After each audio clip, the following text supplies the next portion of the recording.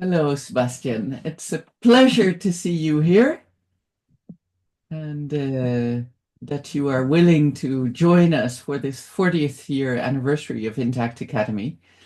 As you know, I've invited lots of my colleagues and some of my clients and some of the people I've been working with in these past years to speak about their favorite subject. The general subject is change, and I know you want to talk about AI in coaching. But before we start, maybe it's good if you introduce yourself so that people know who you are. Mm. Hello, Sari, and thank you for the invitation. It's an honor. My name is Sebastien Balbastre. I'm a half French, half Hungarian coach, OD consultant, and trainer. I'm based in Hungary. I'm in TA for 16 years now.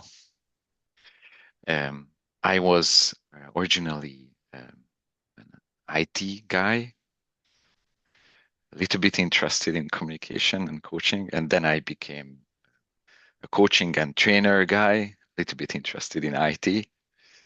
So I proposed this topic of AI because I'm into AI since I'm a kid. I was reading books of Isaac Asimov about robots, and the love for AI came at that point. And then I was very interested to dig deeper in this topic last year. Hmm. So, can you give us, because some people use AI, but Mm. at a very basic level, I guess, and some people may know much more about it, but could you give a general sense of AI and its uses in coaching? Yes. So just to be really clear, I'm not an AI expert. I'm fully autodidact. So I was learning by doing, and I was learning because I was interested. But for me, AI, I was discussing with a colleague, is a tool that helps us enlarge the bandwidth of our intervention. And I like this metaphor because it's we are experts of different models and different topics and different situations. And I like to think about AI as something that can complement us, not replace. Although there is a lot of studies, and I was meeting experts in the field a couple of weeks ago who talk about AI coaches. So like the there are some tools which can the lie detectors, the lie detectors they Yeah. put on your skin. Well, it already exists in coaching version. There's a computer on your side, and you can read the body language of the coaching client with the tool. So there's a lot going on, and I think um, being blind on that topic will make us outdated and obsolete very quickly. Mhm. So there are a lot of clients also who already start to replace us actually and coach themselves with tools. So I think it's good to be aware of where is it and how can we use it and how can we also sometimes even educate our clients, individual clients or team clients, to show them where are the limits and what is the difference with us experts in the field. Mhm. So that's alarming news in a way that clients are replacing us with AI. Yes. I know because they're setting up new apps in which there are virtual coaches um, who get standardized answers. So the clients get standardized answers. But you're saying it's also biometric. So people are Mhm. really linking into the biometrics of our clients It's starting, yes. and reading micro expressions, which is, I guess, what we educate in our intuition as coaches as well. Yeah. Mm. And it's the same. I have a fitness coach, and we were talking about that. So millions of apps and AI apps helping to actually not to have to pay gym and fitness coaches. So, but again, you can harm yourself by doing it wrongly or by just trusting the tool. So it's a little bit the same. I think there is a lot. It's tremendous. It's awesome. It really helps a lot, but it can really maybe not harm and go wrong, but not be that helpful and um, that precise in interventions. So that's why I think it for me it's less alarming than um, everywhere where AI is going, it will have the same impact. If we just trust AI, it will go wrong. But if we use it in a clever way as something that complements us, it can really enlarge the bandwidth of interventions. Can you show us how to use it in an intelligent way, Sebastian? Yeah, I have several examples. Like something I was really very much interested in last year is the usage of images. Because we work in our profession, we work a lot with metaphors, for example. And I was interested to explore this, to crystallize what the clients are talking about, and sometimes to illustrate and maybe use the images in order to help the client go to next step of thinking and not to be blocked only on images. So, for example, I had a client who was very much stuck into taking a personal decision, like would I decide to go with that partner or would I decide to break up and to start a new life? Um, and he was in a situation where he was a little bit stuck between a lot of partners. And I'm just sharing an image Okay. here. And there was a point. Do you see my picture? It's yeah. And there was a point where I was asking, so do you feel something like that? Like on the left, there is this lady, and on the right, there are a lot of people, Tinder and friends, etc. Where do you feel more comfortable? What's your choice? And he was answering that I feel in the middle, the line.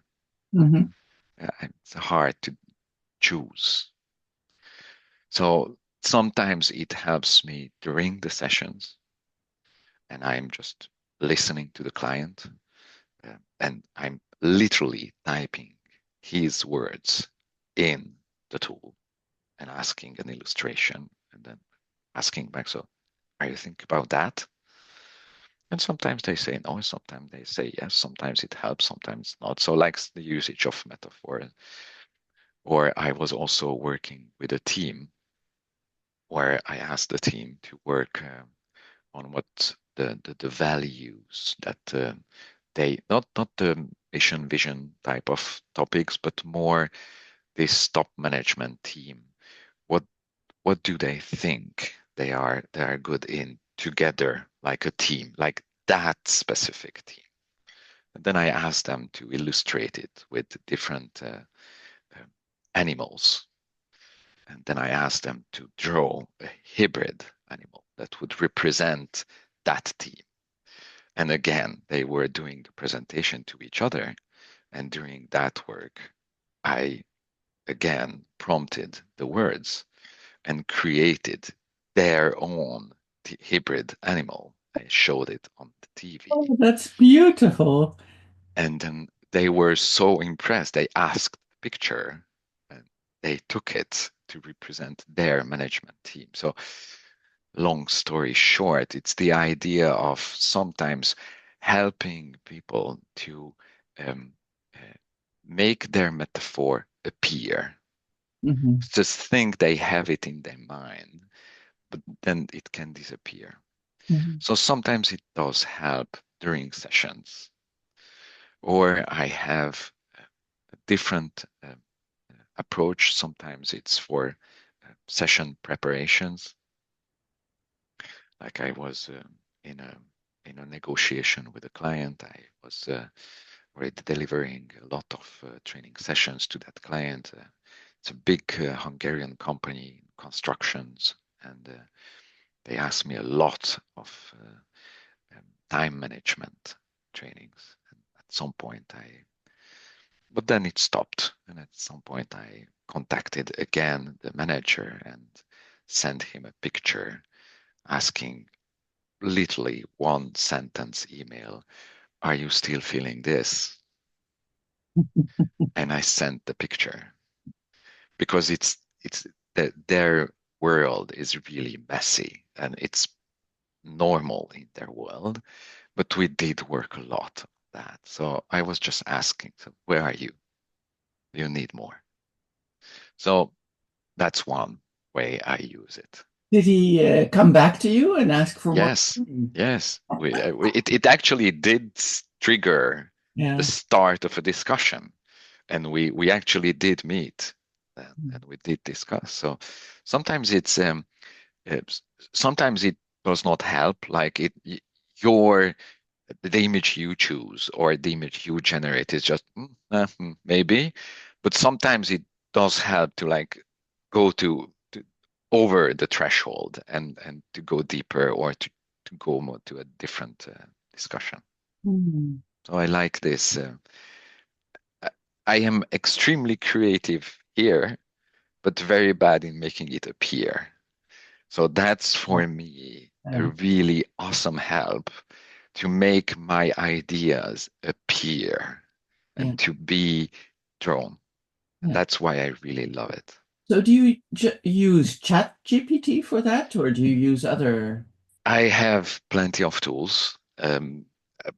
Mainly, I use ChatGPT, but ChatGPT has a lot of limits, like licenses, for example. You cannot mix Star Wars with Mickey Mouse, for example. So licenses. But I use other tools, and there are a lot which are growing, and it's a market which is changing really quickly. So something which was valid like half a year ago, like image generations, be careful because the hands will always have a six, a more complicated mixture of fingers or a six fingers. That's not true anymore. Yeah. And sometimes I'm even helping and making training about presentations and making them guess whether this image or this image is AI generated or real pictures, and people are not able anymore to make the difference. So Well, that's really interesting because some of my colleagues, they make small books or posts using ChatGPT, but I always sense it because yes, when you write, there is a voice you have, and each book has a different voice, and each author has a different voice.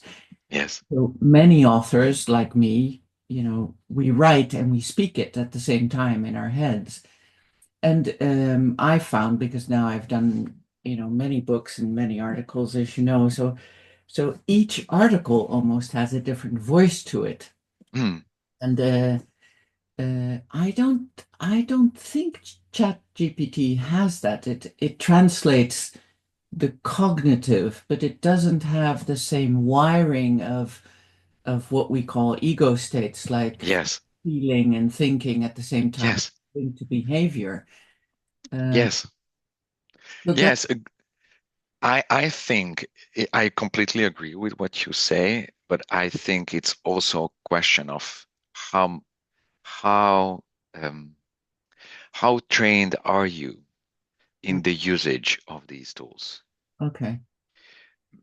Because you can, it's thinking about a metaphor.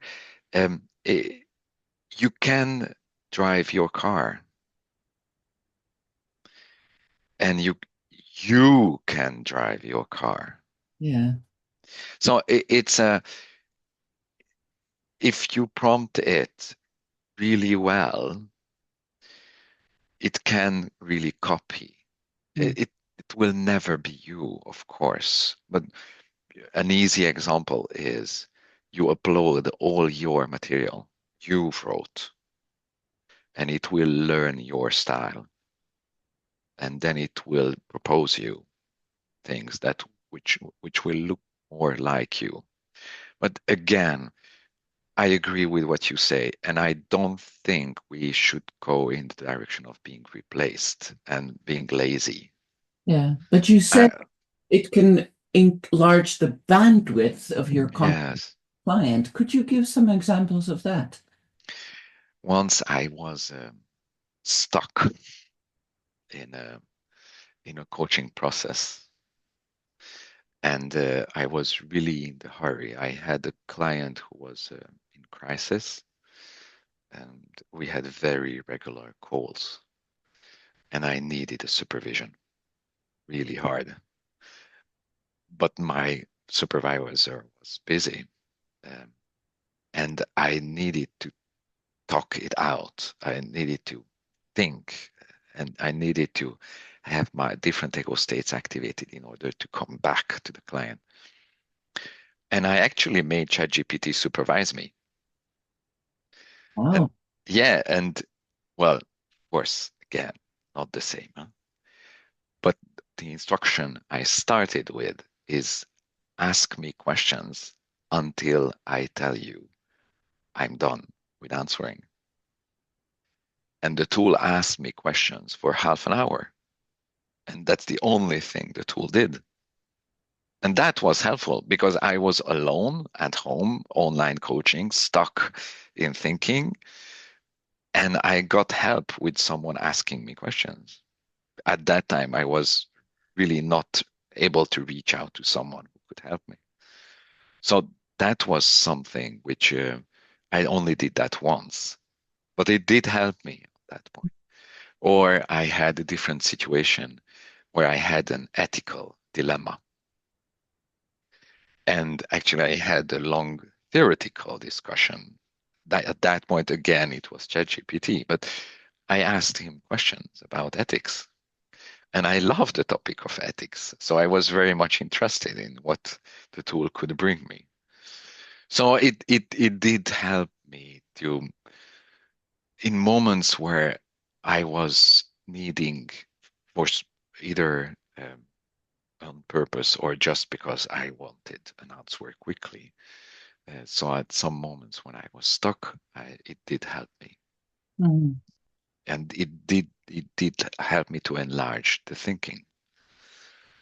Did it? Or sometimes it also helped me in during sessions Yeah. for icebreakers. Like again, I was meeting a top management team, and they had inner conflicts, but they were not daring to speak up. And I was in working with them for a while, and I needed something that would trigger them, but without taking the role of the bad cop. Mhm. And I wanted that being played by something else. And I generated a picture about their team. And that picture was representing the top management of that factory meeting, with actually on the right, that blonde lady being actually the CEO of the company. And in the back scene, just behind the blonde lady, you see a manager playing on that factory line. Yes. And they started to have fun about who is who in the picture. Mhm. So it did help me.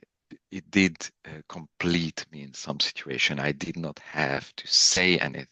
It was a good um, uh, something else which completed me, something that intervened instead of me. So Mhm. it does help sometimes to not to be alone, because Yeah, sometimes we realize lonely wolves in that.